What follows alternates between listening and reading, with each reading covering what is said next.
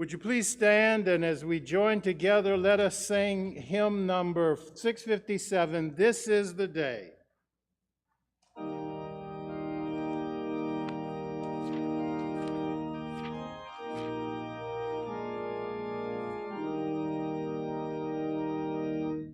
This is the day, this is the day that the Lord hath made, that the Lord hath made. Let us rejoice and be glad in it. This is the day that the Lord hath made. Let us rejoice and be glad in it.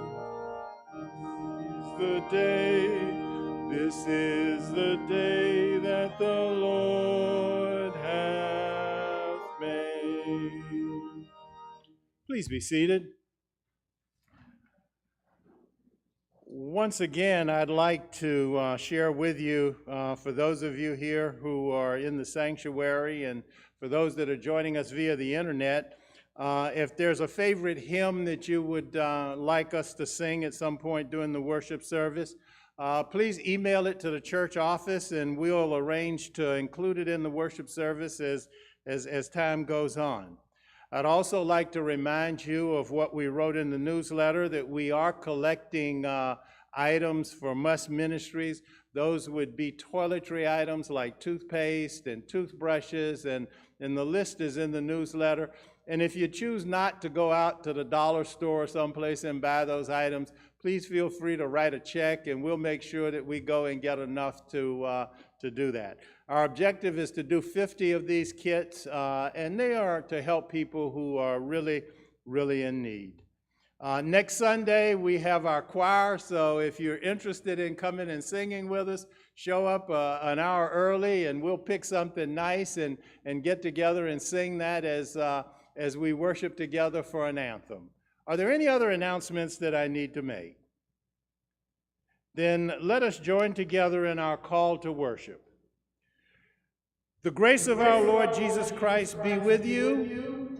And also with you. The risen Christ is with us. Praise the Lord. Let us pray. Almighty God, to you all hearts are open, all desires known, and from you no secrets are hidden. Cleanse the thoughts from our hearts by inspiration of your Holy Spirit, that may perfectly love you and worthily magnify your name, through Christ the Lord. Amen. If you join me now on page 9 as we prepare to celebrate Holy Communion, and we'll begin with the great Thanksgiving.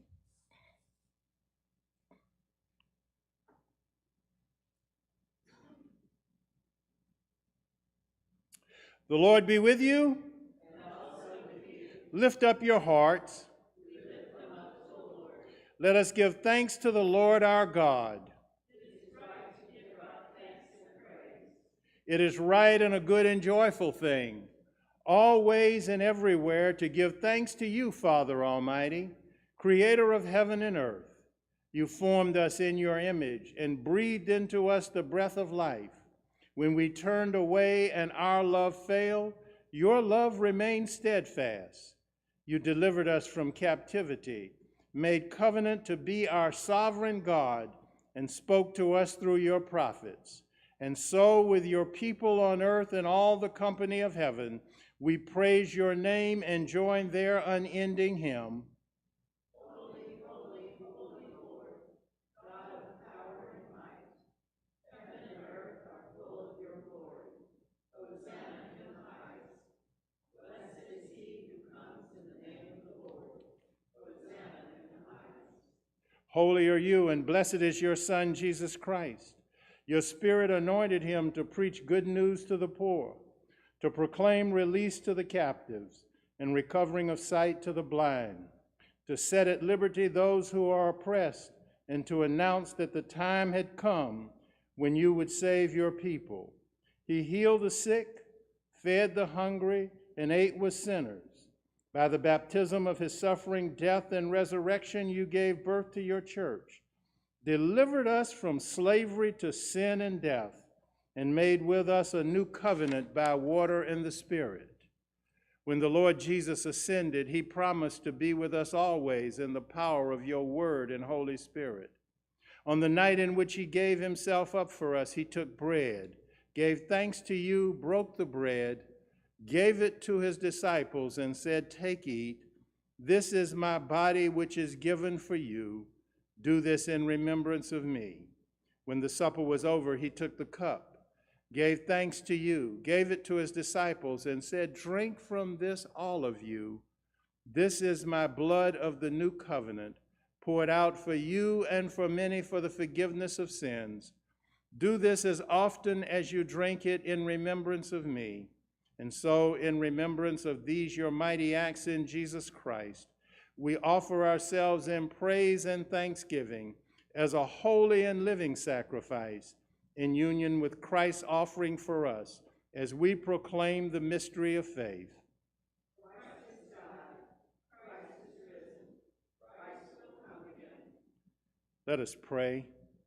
Pour out your Holy Spirit on us gathered here and on these gifts of bread and wine. Make them be for us the body and blood of Christ, that we may be for the world the body of Christ, redeemed by his blood. By your Spirit, make us one with Christ, one with each other, and one in ministry to all the world, until Christ comes in final victory and we feast at his heavenly banquet. Through your Son, Jesus Christ, with the Holy Spirit in your holy church, all honor and glory is yours, Almighty Father, now and forever. And now, with the confidence of children, let us pray. Our Father, who art in heaven,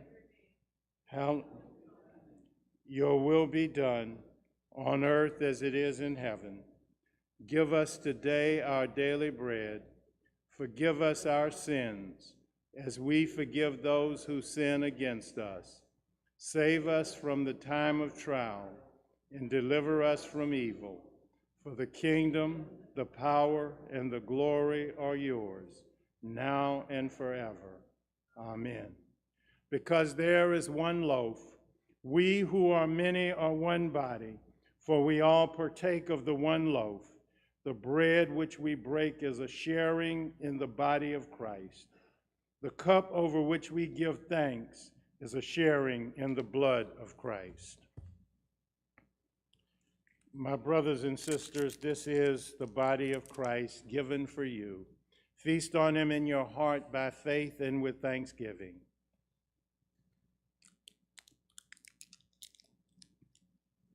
The blood of Christ shed for you and for many for the forgiveness of sins. Drink this in remembrance that he died, and be thankful.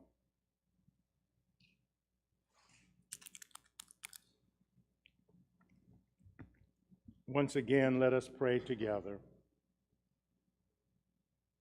Eternal God, we give you thanks for this holy mystery in which you have given yourself to us. Grant that we may go into the world in the strength of your Spirit to give ourselves for others. In the name of Jesus Christ our Lord. Amen. If we could now have the ushers come for our offering.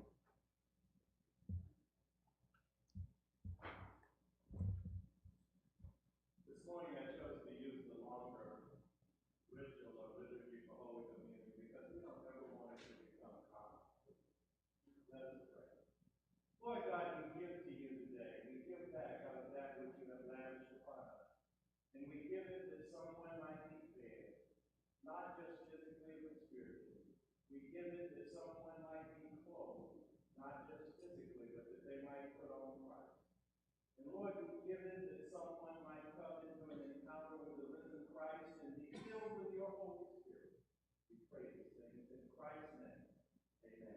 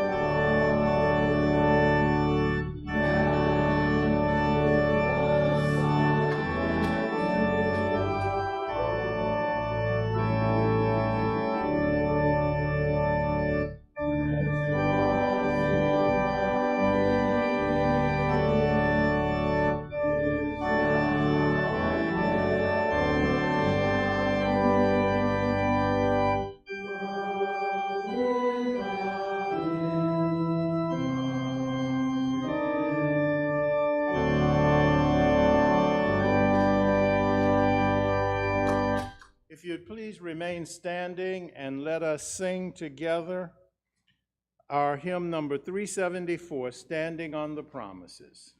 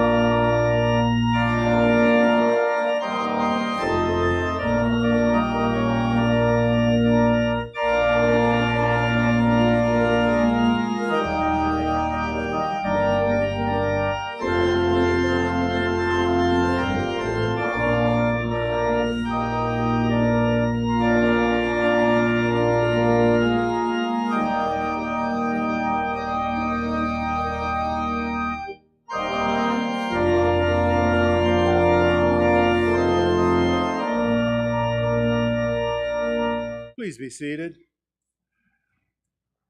I'm going to read the scripture this morning, but I'm going to read from a translation that's a little bit different than the Pew Bibles.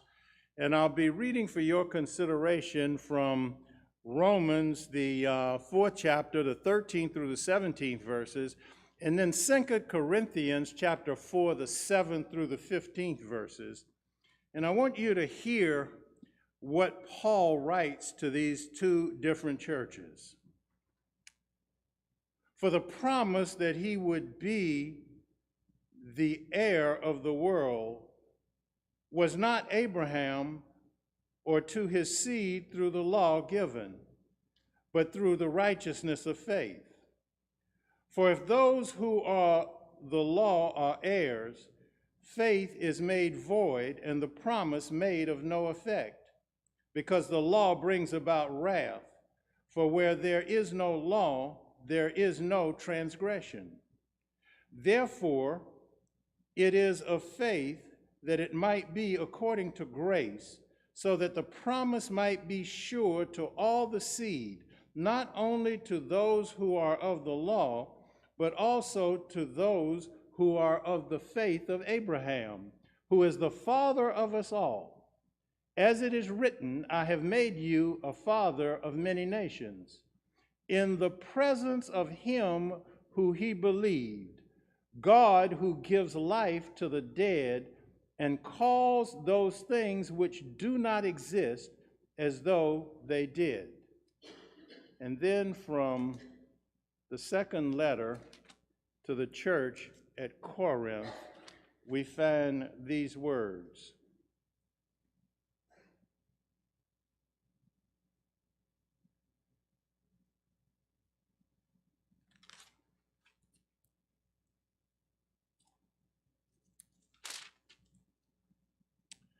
But we have this treasure in earthen vessels, that the excellence of the power may be of God and not of us. We are hard pressed on every side, yet not crushed. We are perplexed, but not in despair. Persecuted, but not forsaken. Struck down, but not destroyed. Always carrying about in us the body of the dying of the Lord Jesus, that the life of Jesus may also be manifested in our body. For we who live are always delivered to death for Jesus' sake, that the life of Jesus may also be manifested in our mortal flesh. So then death is working in us, but life in you. And since we have the same spirit of faith, according to what is written, I believed and therefore I spoke. We also believed and therefore speak, knowing that he who raised up the Lord Jesus will also raise us up with Jesus and will present us with you. The word of God for the people of God.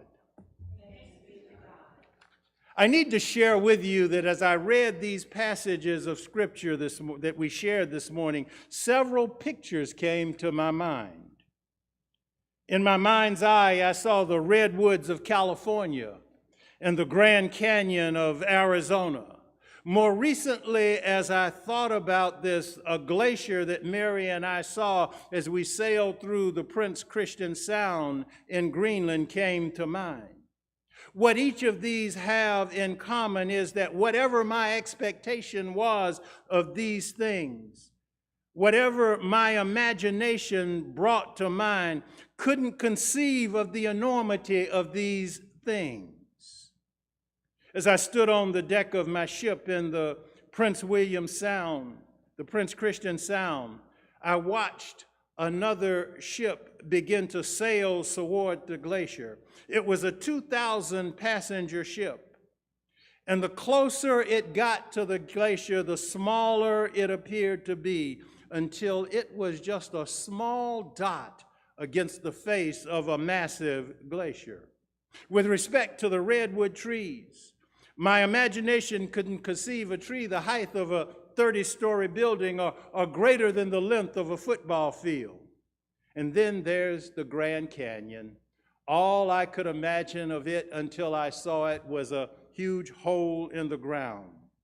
But let me tell you, nothing I could imagine prepared me for a hole in the ground that was some 277 miles long, 18 miles wide, and a mile deep at some points.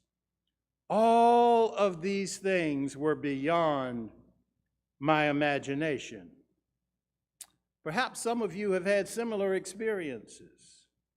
It occurs to me that we are never overwhelmed by the smallness of things, but rather we are overwhelmed by the bigness of things that exceed our expectation, that challenge our imagination. I share these experiences with you because in our scripture this morning, we encounter promises from God. We encounter things that happen in the presence of God.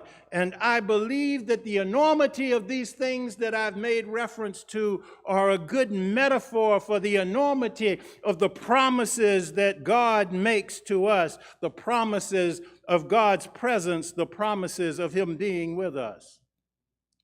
Put yourself in Abraham's place. 90 plus years old.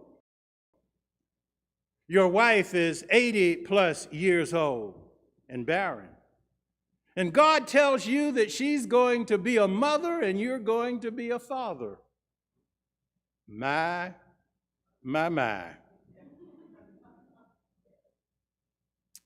Abraham's faith, in this case, faith, two obstacles. The obvious barrier is believing that at his age, having a child. In fact, I would say to you that it would be considered a biological impossibility due to Sarah and his age.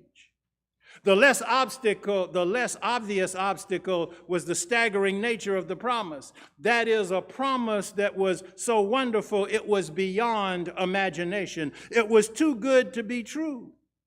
I can relate to this promise in some ways. I want you to understand that my mother and my father wanted children very badly, but they were married for 19 years before I came along. Perhaps I was a child of the promise, and I'm an only child. For Abraham to think that his descendants would be as numerous as the stars above and the dust below, that all the earth would be blessed through him, was difficult for him to believe. I submit to you that the enormity of this promise is beyond the imagination of any human being. And yet the Bible tells us, in the presence of him in whom he believed, God, who gives life to the dead and calls those things into existence which do not exist, who contrary to hope in hope believed, so that he became the father of many nations, according to what was spoken. Abraham believed in God, it says. The lesson we can learn from the experience of Abraham is that in faith, God trumps imagination. Scripture provides that affirmation. Now to him who is able to do immeasurably more than we can ask or imagine, according to his power that works in us. God can do anything, far more than you could ever imagine or guess or request in your wildest dreams. He doesn't do it by pushing us around, but rather by working within us.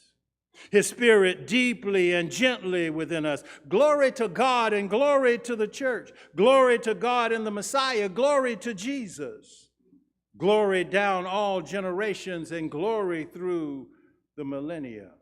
But let our imagination take us a step further. In the presence of him who he believed, God. So how do we imagine being in the presence of God? Or as I was so aptly reminded last week, I teach that the power of sin is that it separates us from God. So how do we imagine being in the presence of God, or alternatively, the absence of being in God's presence? The Bible is clear that there are two possible destinations for us following physical death: heaven or hell. You don't hear hell preached about very often in Methodist churches. We tend to speak casually about heaven and hell, but let me assure you that both are very real places. And to go one step further, they both exist for all eternity.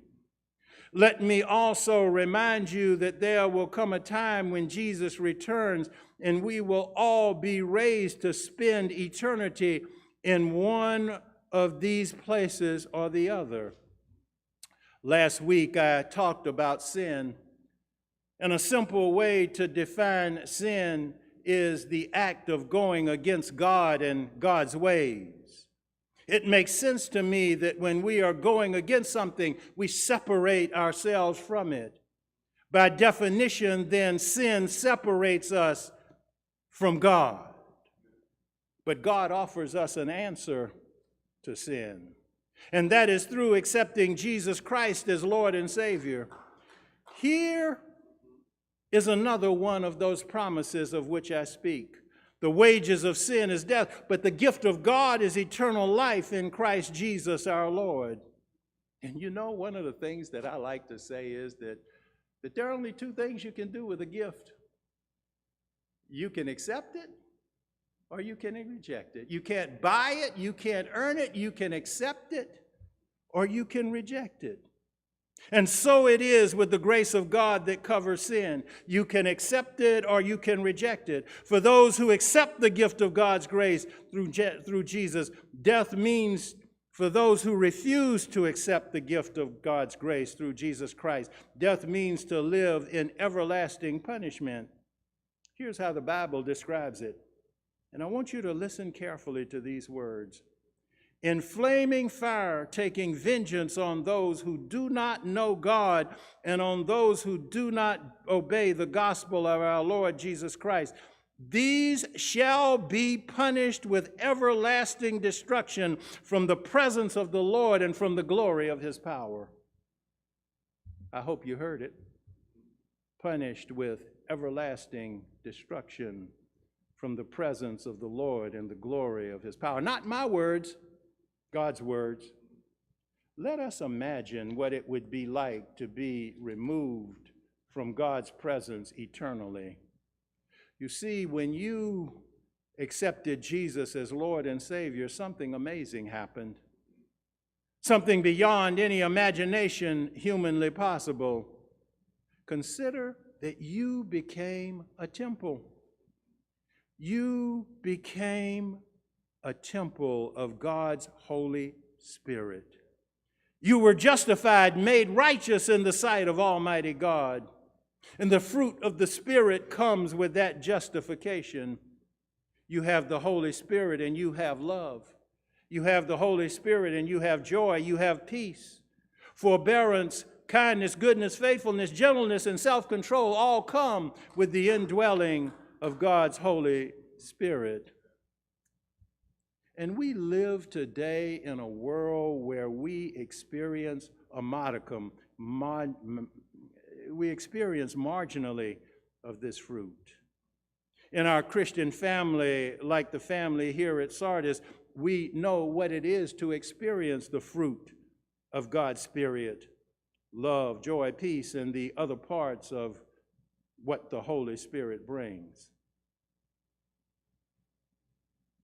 And now I want you to see in your mind's eye, I want you to let your imagination well up and imagine a place where God is not there. Imagine, if you will, a place where there is no love. Imagine, if you will, a place where there is no peace. Imagine, if you will, a place where there is no joy, a place where conflict and self-control are unknown in any measure. That's a place called hell. And it's a place where those who don't accept Jesus will live eternally. Then there's a place that's just the opposite, where the fruit of the Spirit are found in an extent that is immeasurably more than we could ever ask or imagine. In a measure like the redwoods and the Grand Canyon that exceeds our expectations by an infinite amount. That place has a name also. It's called heaven.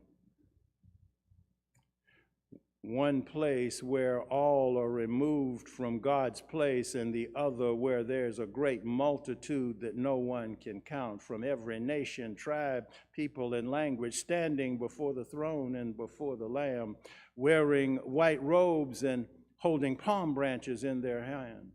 When asked, the Apostle John, the angel replied to him, "These are they who have washed their robes and made them white in the blood of the Lamb. Therefore, they are before the throne of God, serve him night and day in his temple. And he who sits on the throne will shelter them with his presence. Never again will they hunger. Never again will they thirst. The sun will not beat down on them, nor any scorching heat. For the Lamb at the center of the throne will be their shepherd. He will lead them to springs of living water, and God will wipe away every tear from their eyes. That's the place called heaven. You all know that I'm a big fan of C.S. Lewis. In the last paragraph in C.S. Lewis' famous children's series, The Chronicles of Narnia, contains a thought that is so heart-shatteringly wonderful, it causes the human mind to shut down or to skip or to erupt in worship soaked in adoration. Let me see if I can set the scene for you. The children have just learned in the story that they are dead. There was a railway accident. Aslan is with them. And that is all they really want. With words of comfort, the lion tells them the term is over, the holidays have begun, the dream is ended, this is morning. C.S. Lewis then concludes with these words. And as he spoke, he no longer looked to them like a lion, but the things that began to happen after that were so great and beautiful that I can't write them down. And for us, this is the end of all the stories. And we can most truly say that they all lived happily ever after. But for them, it was only the beginning of the real story. All their life in this world and all their adventures in Narnia had only been the cover and the title page. Now, at last, they were beginning chapter 1 of the great story which no one on earth has read, which goes on forever, in which each and every chapter is better than the one before. The thought of a new heaven and a new earth, the one that I mentioned in this paragraph, this verses that I shared from the book of Revelation, where all is made right and there is no sin, where peace, joy, and glory and love and holiness abound in measures that our frail minds can't conceive, is overwhelmingly awesome to consider. They are beyond the imagination of man. But what if it's actually better than that? Consider again the last sentence of the story. Lewis says, the great story which goes on forever, in which every chapter is better than the one before. Think about it. What if God is so gloriously glorious that it will take an eternity of time to display his excellencies? You know, I think about that, and I think about that line from Amazing Grace that says, when we've been here 10,000 years, bright shining as the sun, we've no less days to sing God's praise than when we've just begun. Think about what God would be like if his gloriously glorious is such that it would take eternity to display the excellencies. And that as these excellencies unfold, they play out in ways and stories and relations that not only surprise us, but far suppress all that we can imagine. Untold eons from now, our joy and delightful worship of God will be so full that we will wonder if it could expand 1 ounce further. And yet, from the perspective of eternity, from the perspective of infinity, we will have only just begun. It will continue to grow and grow and grow. my brothers and sisters, as I think about that which is beyond anything that I can imagine, that thought causes me to joy inexpressible. You know, it occurs to me that the choice is ours. The choice belongs to everyone. As Joshua said, I stand today, and on one hand is life, and on the other hand is death. Choose life or choose death. But as for me and my house, we will serve the Lord. Let us pray.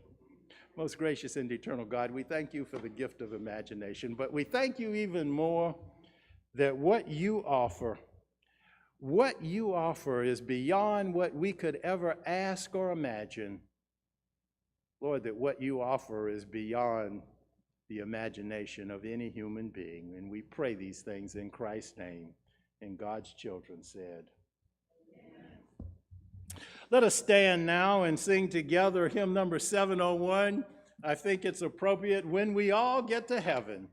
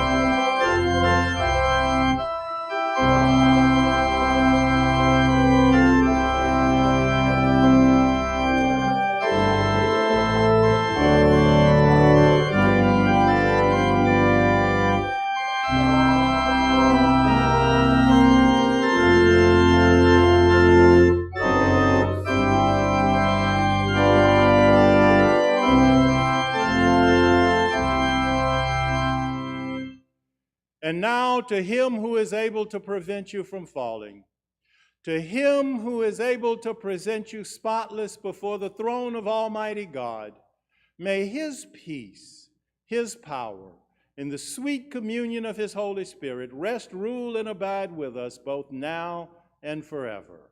Amen.